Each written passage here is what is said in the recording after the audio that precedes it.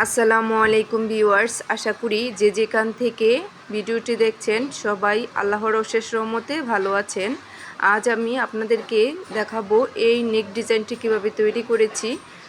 যদি ভিডিওটি আপনারা না টেনে দেখেন তাহলে সম্পূর্ণ ডিজাইনটি বুঝতে পারবেন।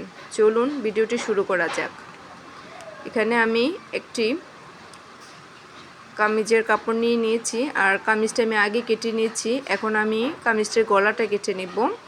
এখানে আমি গলা চওড়া নিয়েছি 3 ইঞ্চি এবং লম্বা নিয়েছি 5.5 ইঞ্চি। এবারে দাগ বরাবর আমি একটু রাউন্ড শেপ দিয়ে নিব। দেখুন আমি রাউন্ড শেপটি দিয়ে নিচ্ছি। এবার শেপ বরাবর গলাটিকে কেটে নিব।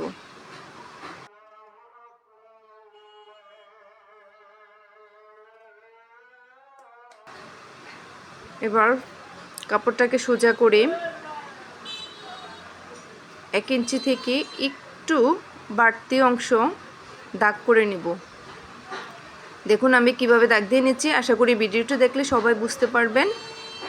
আর আমি এটি লম্বা নিয়েছি 7 ইঞ্চি বরাবর।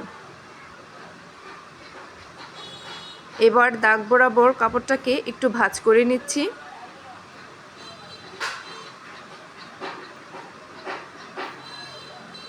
এবার কাপড়টিকে উল্টো করে ভাঁজ বরাবর উল্টো পাশে দাগ দিয়ে নিব। দেখুন আমি দাগ দিয়ে নিচ্ছি, আমার দাগ টানা হয়ে গেছে। এবার আমি একটি পট্টির কাপড় নিব, নিয়ে কামিজটির উল্টো সাইডে রেখে কামিজটিকে সেলাই করে নিব।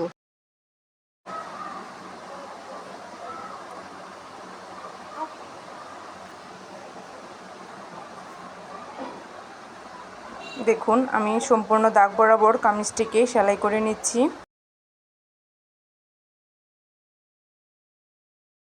যদি ভিডিওটি ভালো লাগে তাহলে সবাই অবশ্যই একটি লাইক করে দিবেন এবং কমেন্টস করবেন এবং শেয়ার করবেন। এবার আমি মাঝের কাপড়টিকে কেটে নিচ্ছি এবং একটু কাট বসিয়ে দিচ্ছি।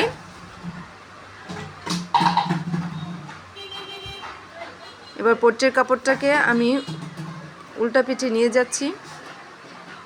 দেখুন পট্টিটাকে ভাঁজ করে নিচ্ছি। পট্টির কাপড়টা উল্টানো হয়ে গেছে। দেখুন আমার এখানে ফাঁকা চওড়াটা হয়েছে 2.5 ইঞ্চি পরিমাণ। এবার আমি একটি কমলা কালার ও একটি গোল্ডেন কালার কাপড় নিয়ে দুই পাশ সেলাই করে কাপড়টিকে একটু চওড়া পাইপিনের মতো করে নিয়েছি। দেখুন আমি একটু চওড়া পাইপিনের মতো বানিয়ে নিয়েছি। এবার এটিকে মাপ অনুযায়ী কেটে নিব। আর এটির লম্বা নিয়েছি আমি 3 ইঞ্চি। এবার প্রত্যেকটি টুকরোকে আমি 3 ইঞ্চি করে কেটে নিচ্ছি।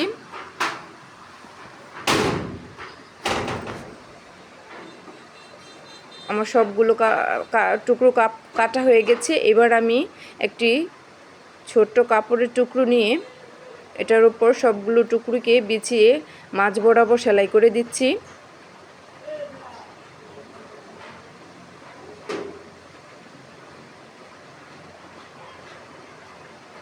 দেখুন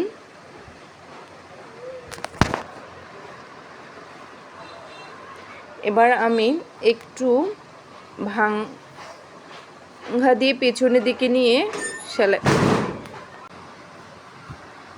দেখুন আপনারা দেখে বুঝতে পারছেন, এখানে বলে বোঝানোর কিছু নেই, এখানে দেখে বুঝতে হবে কিভাবে আমি বাঁচতে দিচ্ছি। এভাবে আমি দুই পাশেই ভাঁজ করে সেলাই করে নিচ্ছি।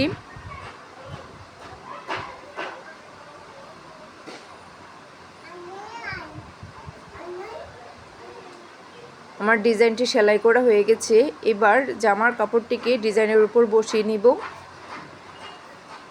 আমি জামার কাপড়টিকে ডিজাইনের উপর বসিয়ে নিচ্ছি।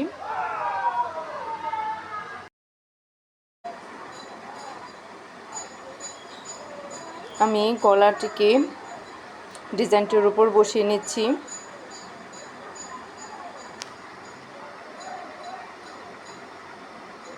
দেখুন আমার ডিজাইনটি বসানো হয়ে গেছে।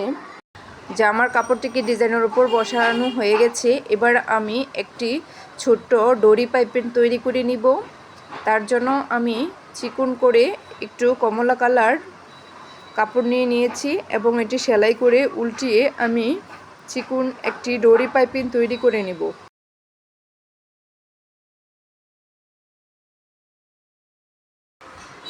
ডোরি পাইপিংটিকে আমি ডিজাইনের ঠিক মাঝ বরাবর রেখে সেলাই দিয়ে গোল গোল করে ঘর বানিয়ে নেব।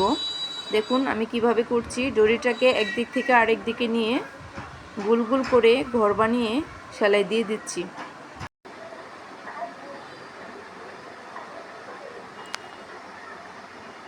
ডোরিটি একদিক থেকে আরেক দিকে ঘুরিয়ে আমি ছোট ছোট ঘর করে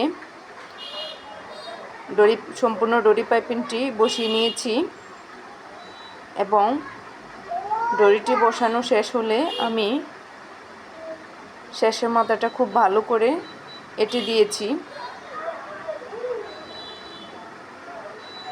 ডোরিটির দুই মাথায় আমি দুটি টার্সেল বসিয়ে দিয়েছি। দেখুন এ হচ্ছে আমার টার্সেল বসানোটা। আর আমি ডিজাইনটার মাঝখানে যে গোল গোল ঘরগুলো রয়েছে এই ঘরগুলোতে কিছু পালস বসিয়ে নিয়েছি। দেখুন এ হচ্ছে আমার গলা সম্পূর্ণ ডিজাইনটি। আশা করি ভিডিওটি সবার কাছে ভালো লেগে